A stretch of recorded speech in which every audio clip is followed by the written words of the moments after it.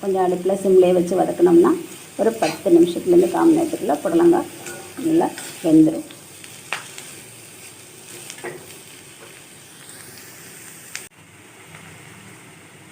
புடலங்காய்க்கு ஒரு 1½ ஸ்பூன் உப்பு எடுத்து வச்சுருக்கேன். இதையும் புடலங்காயோடு சேர்த்துடலாம்.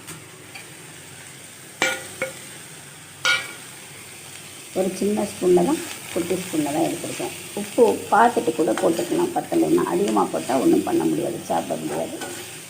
எப்பயுமே சமையலுக்கு கொஞ்சமாக உப்பு போட்டுட்டு ஒரு ஸ்டேஜில் கொஞ்சம் டேஸ்ட்டு பார்த்துக்கலாம். பார்த்துட்டு பத்தலைன்னா போட்டுக்கலாம். இது இப்படியே வதங்கி வரட்டும். புடலங்காய் நம்ம ஊற்றின எண்ணெயிலே நல்லா வெந்துடுச்சு. தண்ணியை சேர்க்கலை, அந்த எண்ணெயிலே வதங்கியிருக்கு. கொஞ்சம்